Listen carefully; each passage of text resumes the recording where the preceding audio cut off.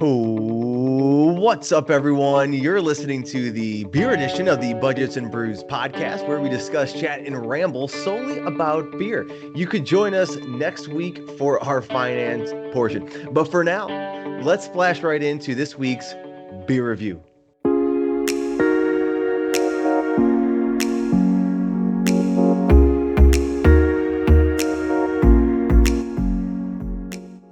Tony, what do we got? This week, we are reviewing the Sam Adams Sam 76 Refreshing Lager. Don't forget, we use a scale of 1 to 100, 1 being the worst beer we've ever had, and 100 being the best.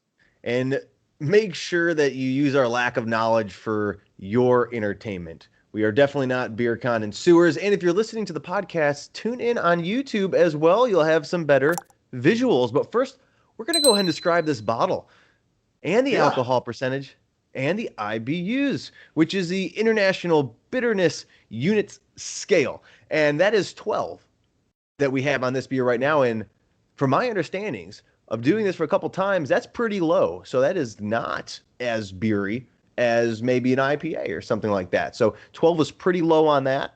Yeah, it's one of the lower ones that we've seen so far. Yeah, I mean, and you'll flash it up for them what it looks like, but it doesn't really look... Looks boring.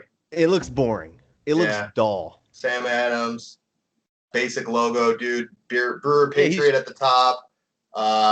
White logo, a little bit of blue trim. Sam 76 on it. I mean, it looks okay. He's doing the cheers. I mean, I think with this beer, though, he has such a well-established name already. Like, once you see Sam Adams in that aisle, you're going to go check the stuff out. So I'm wondering if at that point it really doesn't matter what the logo looks like. Yeah. But this one does look pretty dull, and I would say it looks light. Like, it looks like a lighter beer just by the aesthetics of it. Like, it's not something that I'm going to be like, oh, it's a heavy hitter. Like, it's, a 12% alcohol thing. It looks like a just light, refreshing beer. That's what it looks like to me. And the alcohol, what do we say? It was a 4.7. So a little bit higher than a Bud Light. Right? A little bit higher than a Budweiser. Nothing too big. Let's jump into the category. Let's crack this thing open. So the first category, this is going to be the pour and head retention, and this is going to be out of 15 points. I don't know if these are twisties. I brought my... I don't think it is. Okay. All right. So we'll go ahead and... Oh, once I can get this thing open. You're struggling. I'm struggling. I am struggling a little bit here. All right. And then, pour head retention, first one, out of 15 points. I got my frosted mug here. I'm gonna go get going here. You do. You got your Frosty.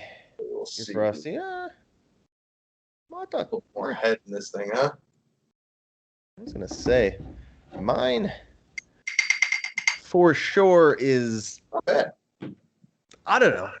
Not bad. Yours is a good one. For me personally, mine was pretty weak of a pour.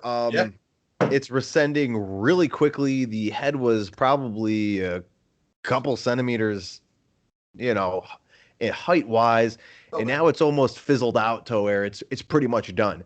So not really good, and definitely the retention factor for mine is obsolete. So it's looking like swamp water now, and I can see the base of it.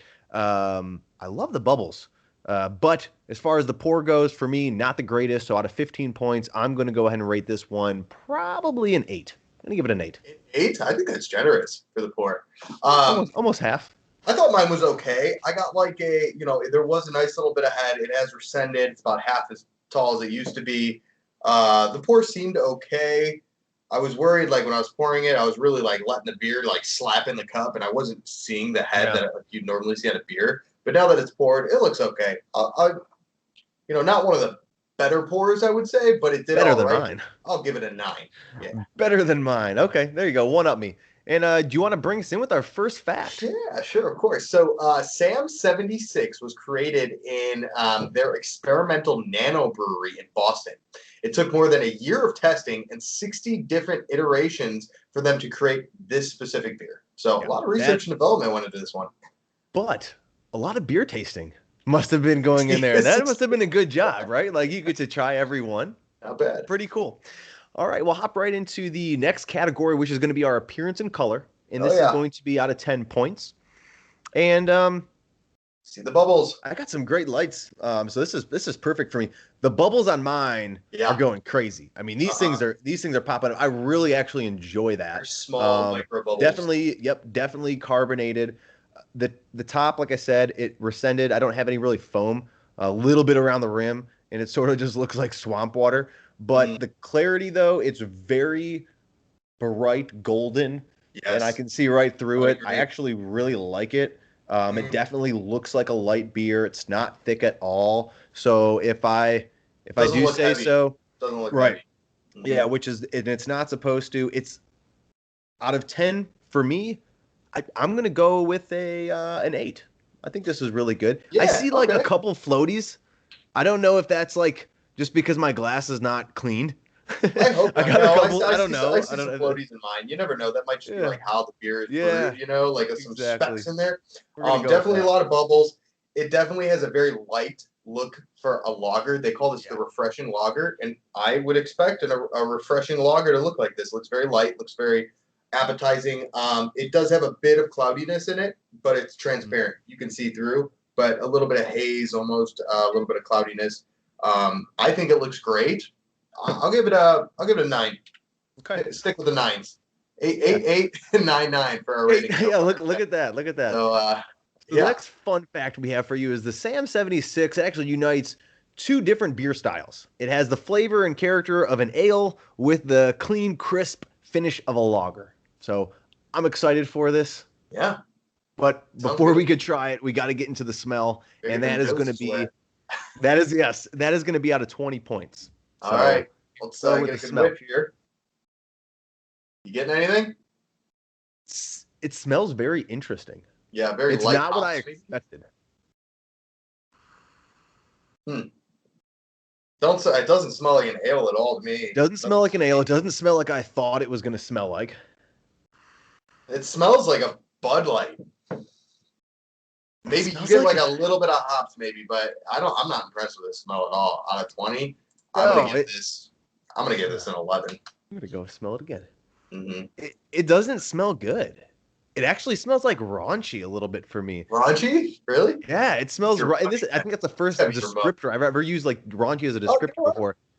It smells like raunchy, like maybe it's old or stale or something. Spoiled. Like the hops have spoiled. Yeah. Like the hops have been like sitting too long or something like that.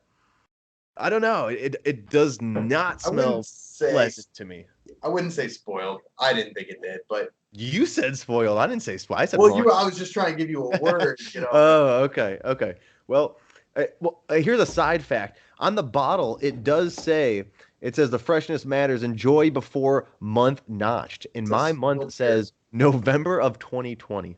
So maybe mine is spoiled. Expired. Maybe it is. Well, mine's March of 2021, so I'm just making the cutoff here. I don't like this. So out of 20 for me, I'm giving it a 9. I'm giving it a 9 because I don't like the smell of it. Couldn't stick to your I should probably even go lower. You should give it an 8. I'll give it a 9 because I called that first. Okay, 9. right. 9 it is. I got another fun fact for us. So, what is 1776, here's a history lesson, marks the year of our founding fathers, including Sam Adams, which sparked the American Revolution. So that is why this is named Sam 76. After the American Revolution, a little bit of a hats off to Philadelphia and, the founding fathers. And another fun fact we discovered, that's also why the 76ers are called the 76ers, the Philadelphia 76ers. So there you go. Shout out to the basketball team. There's our favorite part. It's going to be the taste. It's going to be out of 30. So I'm going to give you an air cheers. Cheers. Let's get in there. Mm-hmm. See if it tastes better than it smells. I quite like this. Huh. I like this quite a bit. That was interesting. A refreshing lager is a good name for this beer because it has a very crisp, clean, like bitter, almost like the beeriness. It's very good. Not really. I sipped it and I was like, "What is that?" Mm-hmm. And it almost tasted like a grapefruit, like very tart or sweet. And I looked in there and I'm like, "Oh, it does have it says light citrus aroma in there, but I think that's also part of that pungent smell that I was getting. That little waft of that smell where it was like, yeah, it's like a fruit almost. I don't know. I taste a little It's fruit. got a bold flavor. I would say it's a bold flavor too. It's refreshing. I don't taste the alcohol in there. It's very Mm-hmm. smooth. It's not as carbonated as the bubbles made it seem. And there is Oh a yeah.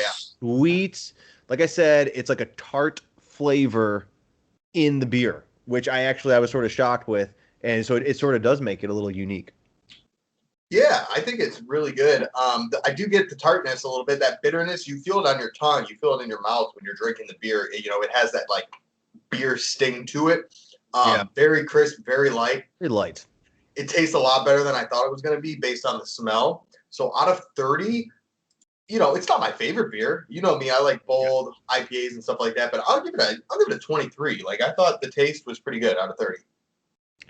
I'm I'm there. It definitely tastes better than it smells. It still has a unique like that the smell it hits me first. Like when I taste it, I could almost taste that smell, but then very quickly it evolves into something else, and that's where I get like a little grapefruit or a citrus Mm-hmm. or like that tart feeling. But then obviously it's smooth and stuff. So for me, I'm actually gonna go not as high as you, but I'll respectfully give it a 20. A I think a 20. 20, Okay. yeah, I think that's a That's a good solid because it's score. not bad. It's not a bad beer, you know. Well, we got So, to. Oh, wait, I got a quick fun fact for you guys, actually. We got one more here. A all couple right. more, actually. So the next fact that we have is Sam 76 was introduced in 2018. So this beer hasn't been around for very long, about 3 years. And it's considered the most refreshing beer that Sam Adams offers. Yeah. And I think it says it on here. It says refreshing lager. And Yeah, on their somewhere. website, yeah, they're like, hey, this is our most refreshing beer. And another thing about the bottle is it says Tim Koch. I think that's right, Koch on Tim the back. Coach? Koch, yeah, Tim Koch. No, Tim Coach? Koch, who's the founder and brewer. He signed his name on the back, and there's like a little thing, describing the beer. It's kind of cool. Founder and brewer, yes. Um, let's move to the aftertaste because I'm Yep. going to have another sample, and this is going to be out of 25 Get for in the there, after. Rich. All right. Yeah, let me get back, see what we got going on with the aftertaste. Now, for me, it dies off pretty quick. Definitely dies off quick. I would say it lingers for maybe I'd say 4 seconds. 4 seconds. And after those 4 seconds, it dies off. It's almost like it dries out my mouth. It's almost like it's dry now, and now it's like I need something else to like replenish that. I don't really taste a strong aftertaste. It's not beery. It's not lingery. Just dies pretty quick, and I'm ready for more. But it's like I said, for me, it almost evaporates. It's like boof, and it's done. So Yeah.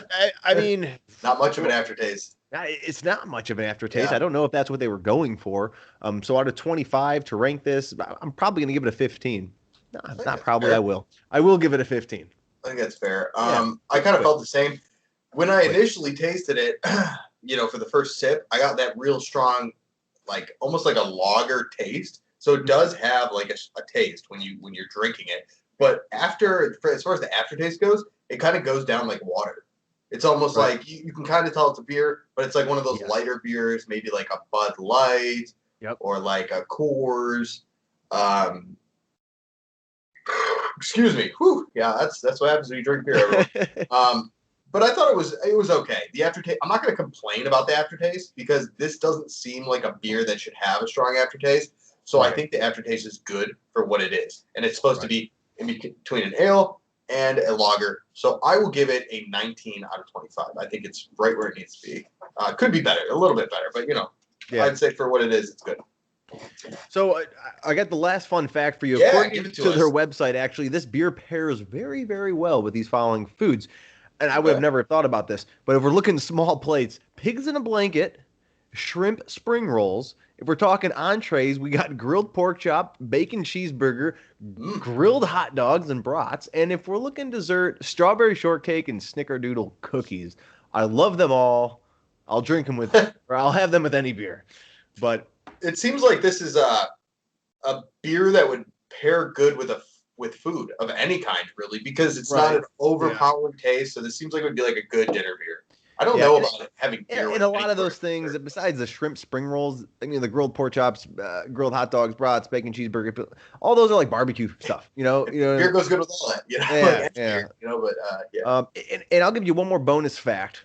Mm-hmm. And I think I said this before. Don't quote me on this, so I could be just telling a myth. But I think I heard it was a How I Built This podcast with Guy Raz, and they actually brought on Tim Couch, whatever it is. They brought him onto the show, and he was talking. And originally, he went door to door trying to sell the beer to different bars and pubs, and no one was really buying it. So then he ended up giving it away for free. They were putting on the shelves, and then people were just pretty much drinking it, and they were like, "We want more of this stuff." And then the bar had actually go reach back out to him. So don't quote me on that. I'm pretty sure that's how it started, though, from that podcast. So like the legend online, Exactly. We're gonna dive into the overall rankings, and out of 100 points for me, I gave it a 60. I guess that's a D if you're going to school. I felt like it probably is better than a D, but that's the ranking I gave it. Yeah. Out of all the beers in the world, maybe this ranks at a 60 in the 60 percentile. So that's a way to look at it. I gave it a 71 total. So a little bit higher, 11 points higher than yours. I thought it was a good beer. This is a beer I'd buy again. This is a beer I'd drink if I'm looking for a lighter beer. Normally I don't. I really like really heavy craft beers, but I thought it was good. And I think you trying to like slam the rest of this real quick, Rich, or how you want to end the video? I'm gonna sip on the rest of mine. You could. I'm gonna down the hatch. There you go. Mm-hmm. You do that, but in the meantime, that wraps up this episode's beer review. And if you enjoyed listening, we ask that you give it a thumbs up, subscribe, or follow. And don't forget to leave a review and comment on what beers you want us to review for the upcoming weeks. That does it. Cheers. See ya.